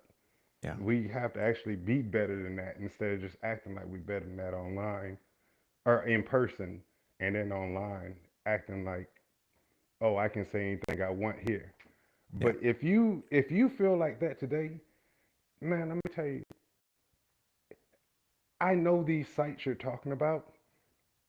You don't feel like that on if you don't feel like that on Breitbart with when you go through the comments after like the senator in Minnesota got killed or the uh, pipe bombs or the bombs that got sent to like the what's his name Biden and Obama back in the day. Like I can't see how you haven't seen this before. If this surprises you, that means you just haven't been paying attention. Like this just been boiling for a minute. And again, the dude who did this, his parents were with you. They were on your side. They thought everything that you well, not everything. I take it back. They're Mormon, but the the, the dude's father was a pastor and he was a former cop. He called the marshal. They didn't find this man. This man turned himself in. Like just look up this stuff that I'm talking about and tell me or not tell me, but tell everybody afterwards what you find out when you look into it. I don't think it was no conspiracy. I think this is one of them things where these young kids is hearing a lot of noise on the internet and this is worst case scenario because this guy actually could shoot. Like this was a deer hunter. That's why. That there's no Manchurian candidate. There's no deep conspiracy with it. I even seen all kind of things. The thing you said about the him being like a femboy or wearing a thing, the skirt, that ain't his picture. If you look at the pictures that actually can be confirmed, they've been online for a long time. They're on Facebook on his mama's account and his daddy's account. He was a smart kid, had a 93, I think, ACT score, like 99 percentile when he was going to college. This is not no thug. This is not no gang violence. This was a textbook school shooting, but I don't know why he picked Charlie. Like that part is still odd to me. But I just think that there's going to be more of these, and they're getting weirder and weirder. look, we don't know his motives, and some of the friends have just been saying he's always been left, and whether that's true or not, the things that he's been saying, There was, again, all that stuff that I was saying was just speculation as to, and I know you know that, right? I don't remember mentioning about a skirt. I think maybe shirt is what you're talking about. Oh no, my Was, son showed me something earlier. Like, I got it. my son showed me like a Reddit post where they were showing it, and I'm just like, that's it. It didn't even look like him. I thought that's what you're talking about, but Yeah. he had on. There was somebody trying to make it seem like it was uh, uh, one of the alphabet people that was doing it, and I was like, nah, that don't make sense. When I look at these two people, they don't actually look the same way, and they didn't look like each other physically in their body. So Yeah. I was just like, no, that's not the same person. But these other pictures that I'm showing you, this is mama. I know his mama know who he looked like. His daddy was the one who turned him in after he saw him on the news. His daddy loves him. I trust what his daddy says because I don't know if I could turn my son in. I'm gonna be real with you. Like I don't know if I can turn my son in after he did something like that. I respect the hell out of this man. Yeah, I mean, if he has, look, if he's a minister and he has that conviction, honestly, I would, because that is it's just egregious what he did. And if my son did that, he would have to face the consequences of his actions. This is something that Yeah. I teach my son. You face the consequences with your actions. You deal with them like a man, because that's what you decided to do.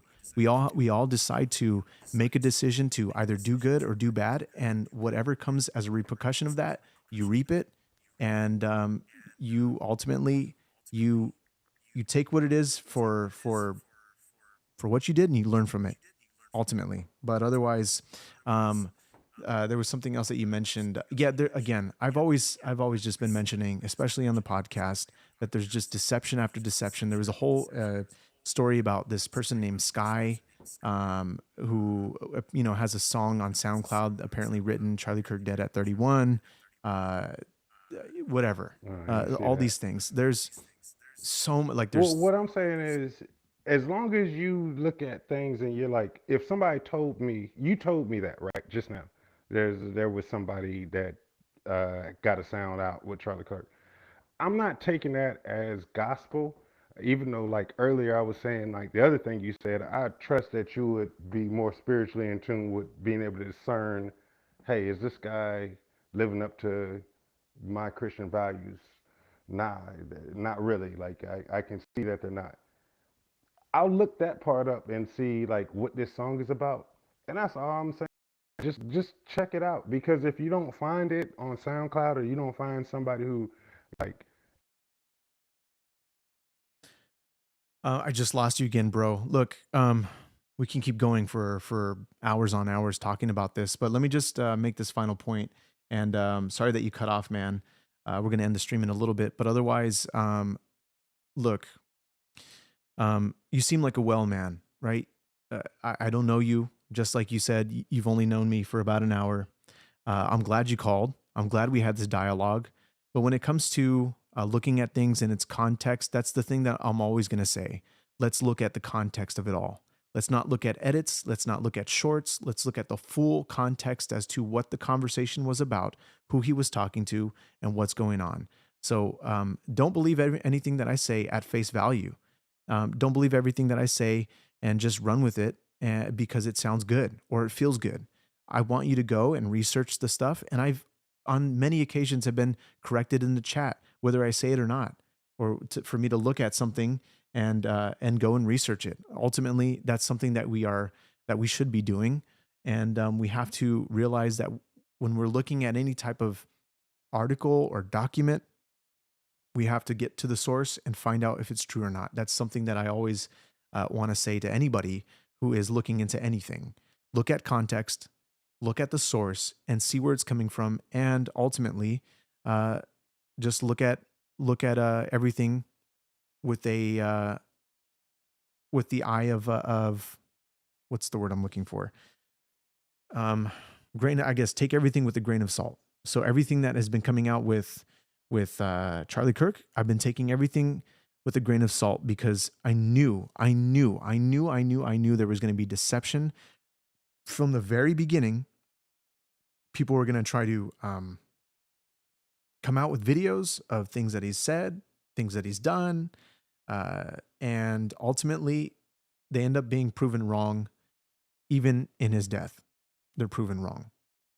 And so, so that's just kind of the last point that I want to mention. Again, thanks guys for being here. Thanks for the two that called in, Chase and Deuce. You guys are wonderful, man. I'm sure you are. I hope you are. And I hope you, honestly, if you guys aren't believers in the Lord Jesus Christ, I'd say just pick up your Bible and read it. Read it in context. The rifle was a 30-06, like the elk rifle of choice. Those bullets heard to be able to take out a 800-pound elk.